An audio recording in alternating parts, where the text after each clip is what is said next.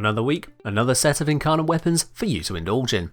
Today, I'm showcasing the Burston Incarnon, focusing on the Burston Prime stats when evolved, as it's plenty easy to get the Prime. What are the perks, the builds, and the bugs to be aware of? I'm the Engineer, let's solve a practical problem.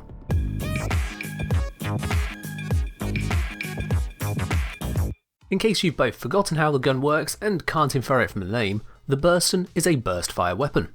It fires a 3-round burst of ordinary hit-scan rifle shots that really are the epitome of basic.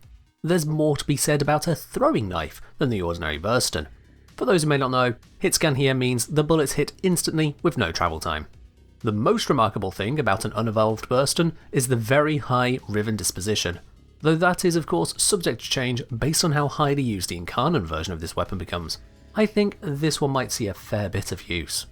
As with all Diviri Incarnon weapons, you need to get the adapter from the circuit, attach it with Caballero, and do some incredibly simple challenges like land some headshots in order to fully access the evolution perks.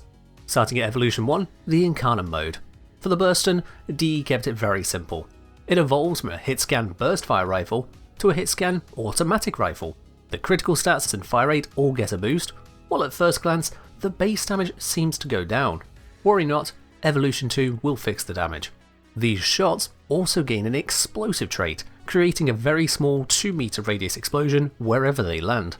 Not only is the radius tiny, the fall-off is 100%, meaning even just 1 meter out from where the bullet hits, the damage is already halved. The Incarnon mode shots deal entirely heat damage, doing away with the physical damage of the normal mode and thus any potential for natural slash procs. Oh, and you get up to 600 bullets. You get more shots in Incarnon mode than the gun's normal mode has, including all reserve ammunition. With the switch to high fire rate and fully automatic trigger, this is now an absolute bullet hose. To charge the Incarnon mode only takes headshots, with each headshot granting 30 charges up to the max of 600. This means 7 bursts to the head with no multi-shot is sufficient for a full charge. With galvanized chambers fully stacked, you'll need no more than 3 full burst headshots for maximum charge, which is very easy to do thanks to the tight firing of the Burston. With the Incarnon mode in mind, let's have a look at Evolution 2. You have a choice of Forceful Finality or Fortress Salvo, both offering plus 42 damage to all modes on the evolved Burston Prime. This damage bonus applies just once to the normal mode shots, whereas it applies twice to the Incarnon mode as it affects both the direct hit and the area explosion. Curiously enough, the damage bonus on both perks is affected by most pure damage buffs like Serration and Primary Deadhead, but it is not affected by Galvanized Aptitude in either form of the weapon. As you will always have the damage perk active one way or the other, this makes Galvanized Aptitude half as effective on the normal mode and only 1/5 as effective as you'd hope on the Incarnon mode. Fully stacked in Incarnon mode, you would need more than 10 different types of status effects on an enemy for the damage bonus to exceed that of Serration. Basically, Galvanized Aptitude is a no-go on the evolved Burston because of the damage bonus from these two evolution choices. Looking beyond the damage bonus, the actual difference in these two evolutions are the secondary perks. Forceful Finality increases the base multi-shot of the normal mode by 5 on the final burst, while Fortress Salvo grants plus 2 punch through if your Warframe has 450 or higher armor. The punch through is pretty obvious, either you have the armor or you don't, so you either have the punch through or you don't. Any temporary buffs to armor like health conversion are also taken into account, and otherwise you can get your armor to 450 through various means. You can use arcanes like Tanker, mods like Steel Fiber, Onairu's armor passive, or even Azure Archon shards. Valkyr, Atlas and Lavos innately just have the required armor, while Nidus needs to be leveled up to reach 450 armor without upgrades. The punch through bonus applies to both of the firing modes, with the explosion of the Incarnon mode seemingly only triggering on whatever the shot first hits, whether it's an enemy or not. As for the multi-shot boost on the final burst, this only applies to the normal mode. Once you're down to your last 3 bullets, you'll visibly gain the bonus on your buff bar at the top of the screen. The final burst will, as indicated, have significantly more multi-shot. This appears to be a modifier to your base multi-shot, meaning that multi-shot mods will scale multiplicatively with this evolution perk. Effectively, whatever your multi-shot has been for the preceding shots, this buff will multiply that by 6. The obvious downside is that it only lasts for 1 burst, it's only the last burst, and it will not apply to the Incarnon mode even if you switch forms on the last burst. For me as a Lavos main, I'm quite happy sticking with the permanent punch-through bonus. Even when I'm not using a reasonably armoured Warframe, only rarely will I want to use the entire weapons magazine when I can just switch to Incarnon mode. Onto Evolution 3, we have the minor perks of Extended Volley, Ready Retaliation, and Kinetic Battle.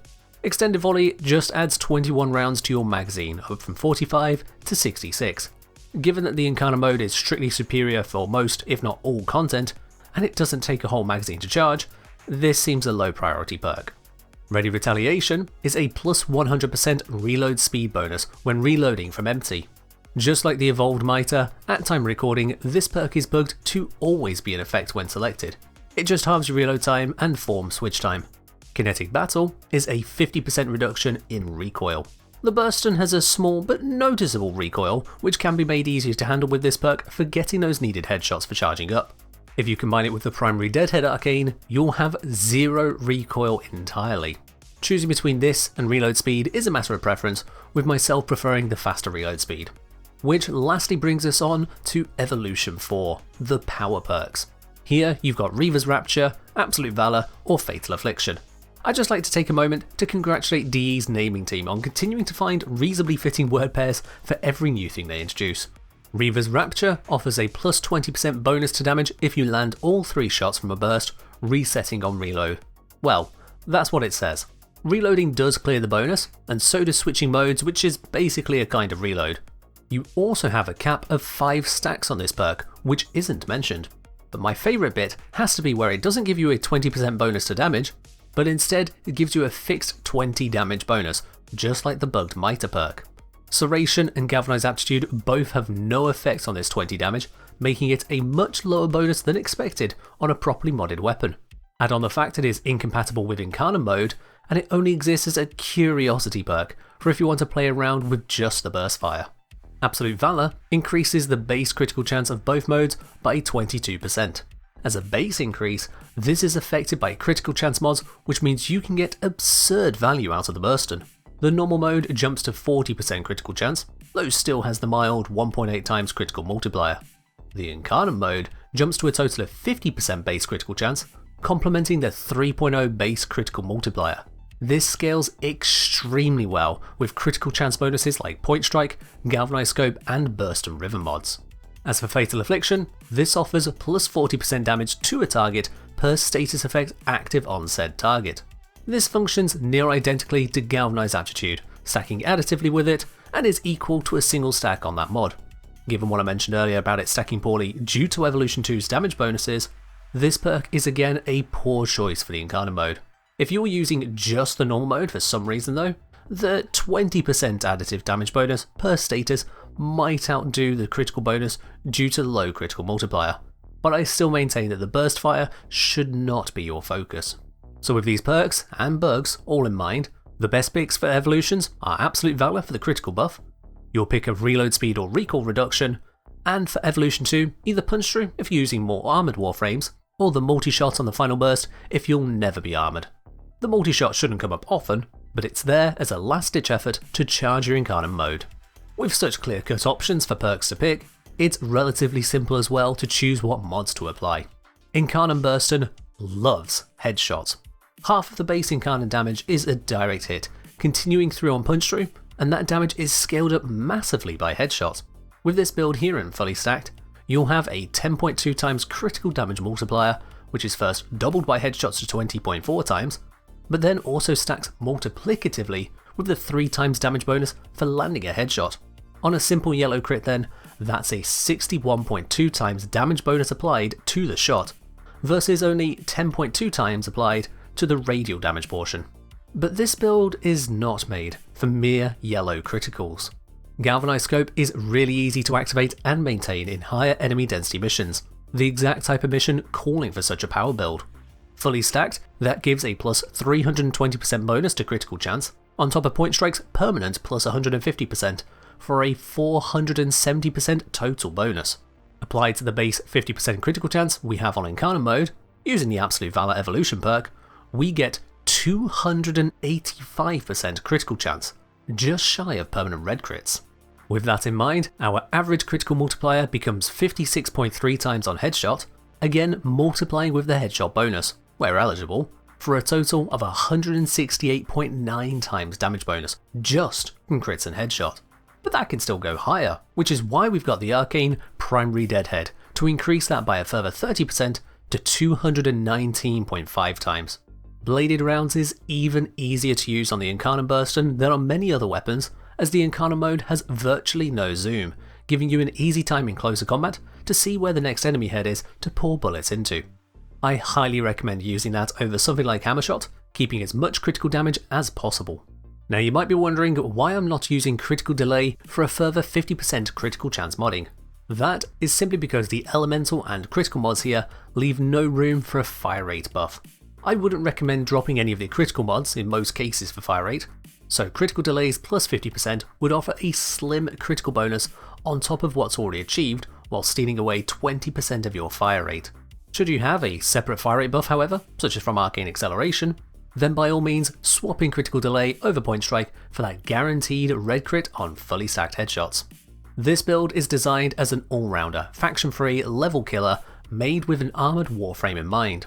If you do not meet the criteria for the Punch 2 evolution, it becomes worthwhile to slot it in.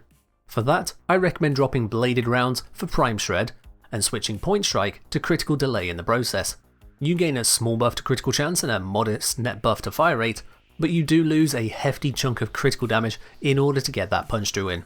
However, that punch through is going to enable more damage with well placed shots than bladed rounds may do for you, so I feel it's a worthwhile trade off. If you don't have Prime Shred, normal Shred will work, though you may consider keeping point strike rather than losing nearly all your fire rate buff to critical delay. This is a build which can benefit hugely from a rhythm with stats to replace two mods. If you can get any two of critical damage, critical chance, toxin, cold or heat damage, this can allow you to replace two of the mods, providing that to the build, opening up a slot for alternative benefits such as fire rate, faction damage mods, or hunter munitions for exceptionally well armoured targets. Likewise, if you've got Grendel's Nourish or some other source of viral, this can allow you to skip those 60/60 mods in favour of again the alternative mods. It's all a little strange really. Here's an Incarnon weapon where half the base damage is in a radial attack, and yet the build and style I can best present to you is to basically treat it as a token bonus, an afterthought. It's true though, the Incarnon Burston will bless you with glorious red crits for the low price of actually aiming your shots. Naturally of course, this means it's trash tier. That's Burston Incarnon broken down and built up for you. If you haven't already, and I know many of you haven't, subscribe for more videos as they go live. And as always, aim true, split skulls, and fight well, Tenno.